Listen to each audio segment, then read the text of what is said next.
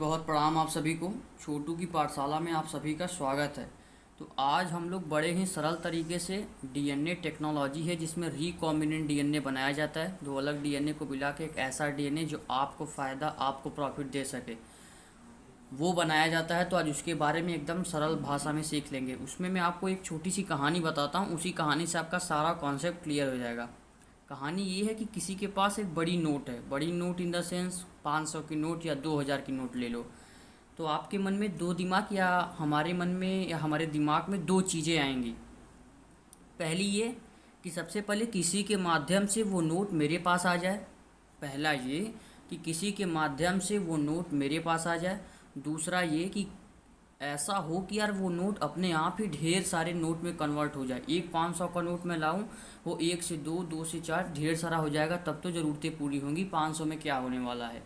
तो दो चीज़ें हमारे दिमाग में आई कि पहला वो नोट मेरे पास आ जाए किसी के माध्यम से, डायरेक्ट तो हम ले नहीं सकते, चोर कहलाएंगे। और दूसरा ये कि वो नोट अपने आप ढेर सारे नोटों में कन्वर्ट हो जाए। एक नोट से फिर दो नोट, 2 से 4, 4 से 8, ऐसे ढेर सारे हो जाए तो इतना सारा पैसा हो जाएगा पूरा हमारे पास। तो कुछ ढेर सारा सामान हम लोग ले लेंगे, जो भी कपड़ा वगैरह, गाड़ी वगैरह लेना है। ठीक है, ये रही आपकी छोटी सी कहानी। इसी के ऊपर बेस्ड मैं आपको रिकॉम्बिनेंट डीएनए टेक्नोलॉजी समझा दूंगा। थंबनेल में आपने देखा 2 दिन में पैसा डबल, वो एक निमोनिक टाइप का था कि आप इसमें जो ये ट्रिक्स मैंने बताया वो उसी लिए मैं लिखा था। तो शुरू करते हैं। सबसे पहले जैसे उसमें पैसा डबल हो रहा था, वैसे में हमें यहाँ पे फ़ायदा कौन देगा? जीन देगा। किसी में अगर जीन है जिससे वो गोरा दिखता है और को हम काले हैं, तो अगर हम सोचे यार वो गोरा वाला जीन मुझे मिल जाए तो मैं भी गोरा हो जाऊँ, तो यही यहाँ पे इसका उद्देश्य है इस टेक्नोलॉजी का, कि जिस चीज़ में जो फ़ायदेमंद है, जो हमारे हिसाब से लगा कि ये चीज़ दूसरों में डाल दूंगा तो दूसरों की क्वालिटी, दूसरों का कैरेक्टर दूसरा भी अच्छा हो जाएगा, तो हम उसमें से निकाल के इसमें डाल देते हैं। तो उसमें से निकाल के डायरेक्ट तो डाल नहीं सकते, तो जिस चीज़ का यूज करते हैं डालने में, जैसे मान लीजिए इस पेन मैंने जीन निकाला, इस पेन पे रख के जीन, उसके बाद उस जिसमें डालना है वहाँ पे डाला, तो ये pen as a vector use होगा। वेक्टर को आप ट्रैक्टर से रिलेट कर लीजिए कि जो जीन है वो ट्रैक्टर पे बैठ के उस चीज़ में जाएगा। जो जीन है वो ट्रैक्टर पे बैठ के उस चीज़ में जाएगा, तो ट्रैक्टर क्या हो गया? वेक्टर हो गया। अब वेक्टर की तरह कौन यूज होता है मैं आपको आगे सब कॉन्सेप्ट बता रहा हूँ। अब शुरू होता है कॉन्सेप्ट। जीन्स का हमें क्या करना है, इंपॉर्टेंस क्या है डीएनए टेक्नोलॉजी की, ये देखिए। जीन्स में मेनी कॉपीज बनानी है, ढेर सारी कॉपी बनानी है, ढेर सारा पैसा रहेगा, तभी तो ज़रूरतें पूरी हो पाएंगी। ट्रांसफ़र ऑफ जीन इसमें मैंने लिखा है बिकॉज अगर आप किसी जीव का रंग या कैरेक्टर, मैंने एकदम सिंपल भाषा में लिखा है कि अगर मैं बोला ना किसी को आप गोरा करना चाहते तो गोरा वाला जीन तो चाहिए ना, तो आप में तो है नहीं, तो दूसरी जगह से निकाल के हमें लाना होगा। और जो लेके आएगा जीन अपने साथ आप में डालेगा, उसको वेक्टर कहते हैं। बस वही, बिकॉज अगर आप किसी जीव का रंग या कैरेक्टर बदलना चाहते हैं, मान लीजिए आपके पास मान लीजिए कोई डिसीज़ हो गई, कोई रोग है, हो गया आपको, उसका रेजिस्टेंट जीन आपके पास नहीं है, आप उस रोग से लड़ नहीं पा रहे हैं, जो जीन उस रोग को हरा देता वो आपके पास नहीं है, लेकिन किसी अन्य जीव, किसी अन्य ऑर्गेनिज्म में है, तो मैं अगर वो जीन उस ऑर्गेनिज्म से निकाल के आप में डाल दूंगा तो आप उस रोग को हराने के कैपेबल हो जाएंगे। तो यही इसका पूरा मेन उद्देश्य है कि चीज़ों को कैसे बेहतर से बेहतरीन बनाया जाए, ये चीज़ें हैं। अब फेविक्विक की तरह कौन यूज करेगा यार? किसी चीज़ को काट के किसी चीज़ में जोड़ेंगे तो गम, गोंद ऐसा चाहिए ना, फेविकोल जैसा कुछ, तो इस चैप्टर में उसे डीएनए लाइगेज कहते हैं। नीट में डायरेक्ट क्वेश्चन ही आया था कि जो जोड़ने के लिए जो यूज होता है उसे क्या कहते हैं, तो डीएनए लाइगेज कहते हैं।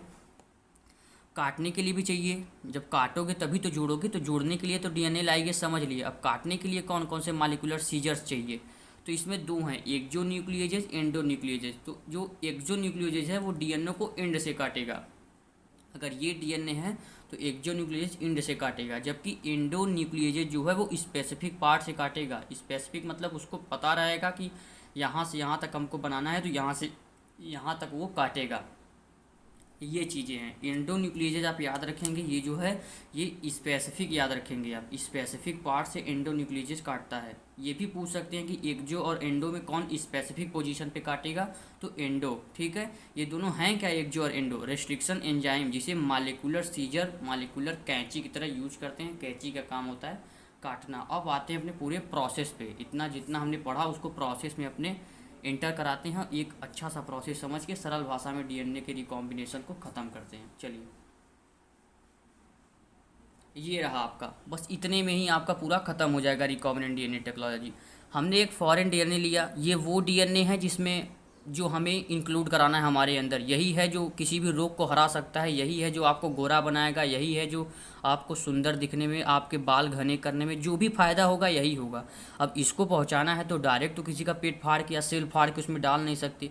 तो मैंने बताया था जो ट्रैक्टर की तरह यूज होगा, जो ट्रैक्टर की तरह यूज होगा उसे क्या कहेंगे, वेक्टर कहेंगे। जो ट्रैक्टर, ये बात याद रखेंगे, आपको भूलेगा नहीं, जो ट्रैक्टर की तरह यूज होगा उसे वेक्टर कहेंगे। तो यहाँ पे वेक्टर की तरह यूज होता है प्लाज्मिड। सर इसको क्यों ले लिए वेक्टर की तरह, क्योंकि ये सेल्फ रेप्लिकेटिंग है, इसको किसी की मदद की ज़रूरत नहीं है रेप्लिकेशन के लिए। तो ये यूज हो गया। ट्रैक्टर या वेक्टर जो एक ही बात है, वो मैं आपको ट्रिक्स बता दिया कि भूले ना। तो वेक्टर की तरह यूज होगा प्लाज्मिड, सॉरी माइक लगाना भूल गया। वेक्टर की तरह यूज होगा प्लाज्मिड। अब सर काम क्या है इस प्लाज्मिड का, मैंने क्या किया, एंडोन्यूक्लियोजेज से फॉरेन डीएनए को स्पेसिफिक पॉइंट से कट किया। मैंने एंडोन्यूक्लियोजेज को, फॉरेन डीएनए को, एंडोन्यूक्लियोजेज जो कैंची थी, तो मैंने एंडोन्यूक्लियोजेज से जो था फॉरेन डीएनए को स्पेसिफिक पोजीशन से कट किया। प्लाज्मिड को भी कट किया, ये देख रहे हैं ना, स्पेसिफिक यहाँ से यहाँ तक कट किया तो इतना मिला। प्लाज्मिड को भी यहाँ से यहाँ तक कट किया तो हमें इतना मिला। एक स्टेप मैं भूल गया वो कि इसमें केवल इतना कट दिखाना था, मैंने इसको जोड़ दिया, लेकिन उतना आप समझ जाएंगे। जो कट किया था मैंने लाइगेज के हेल्प से उसको यहाँ जोड़ दिया। आप देख रहे हैं ये पूरा ब्लैक वाला प्लाज्मिड है, यहाँ से यहाँ तक काट के निकाल दिया था, फिर ब्लू वाला इसमें जोड़ दिया, फॉरेन डीएनए था वो जोड़ दिया। अब मेरा एक काम पूरा है कि जो नोट था जो 500 या 2000 का वो मेरे पास आ गया। अब दूसरा हमें जो टारगेट पूरा करना था वो ये था कि इस नोट से ढेर सारे नोट्स कैसे बनाऊं ताकि अब मैं अपनी ज़रूरतों को पूरा कर सकूं। तो उसके लिए हमें एक होस्ट चाहिए यार। ऐसे तो प्लाज्मिड बाहर ही तो नहीं ना रेप्लिकेट करने लगेगा, कोई बॉडी चाहिए जिसके अंदर ये प्लाज्मिड जाएगा, तब तो अपने आप को रेप्लिकेट करके 1 से 2, 2 से 3, 3 से 4 ऐसे बनाएगा रेप्लिकेशन। और मैंने ई कोलाई को चुना होस्ट के लिए। अब बार बार कई वीडियो मैंने बता दिया कि ई कोलाई एक बैक्टीरिया है। अब बैक्टीरिया की खासियत क्या होती है, बैक्टीरिया मैंने क्यों चुना, क्योंकि बैक्टीरिया फटाफट ग्रोथ करती है। ई कोलाई है तो 1 से 2 बना लेगी, 2 से ये वाला 2 बना लेगी, ये वाला 2 बना लेगी, जो बाकी 2 बने वो 2-2, मतलब बैक्टीरिया का जो बढ़ने का जो रेट है वो काफ़ी ज़्यादा है। 1 से 2, 2 से 4, 4 से 8, 8 से 16, 32, 64, ऐसे बहुत तेज़ी से बैक्टीरिया ग्रो करती है। इसीलिए हमने प्लाज्मिड को ई कोलाई को होस्ट कहते हैं, मतलब प्लाज्मिड वो घर जिसमें प्लाज्मिड अपना रेप्लिकेशन कर पाए उसको होस्ट कहते हैं। अब वो घर है कौन, ई कोलाई, जिसके अंदर प्लाज्मिड अपने आप को बढ़ाएगा। और ई कोलाई स्वयं खुद भी बढ़ रहा है। जितना ज़्यादा ई कोलाई अपने आप को डिवाइड करके या जैसे भी संख्या में नंबर में अपने आप को बढ़ाएगा उतना ज़्यादा प्लाज्मिड हमें मिलेगा। उतना ज़्यादा प्लाज्मिड का मतलब उतना ज़्यादा फॉरेन डीएनए, मतलब उतना ज़्यादा फ़ायदेमंद चीज़ हमारे लिए मिलेगी, हमारा नोट उतना ज़्यादा हमें मिलेगा। बस ये सिंपल सा था डीएनए टेक्नोलॉजी, मेन उद्देश्य था फ़ायदा लेना। ठीक है, अब मिलते हैं एक नेक्स्ट वीडियो में, तब तक के लिए बहुत बहुत प्रणाम।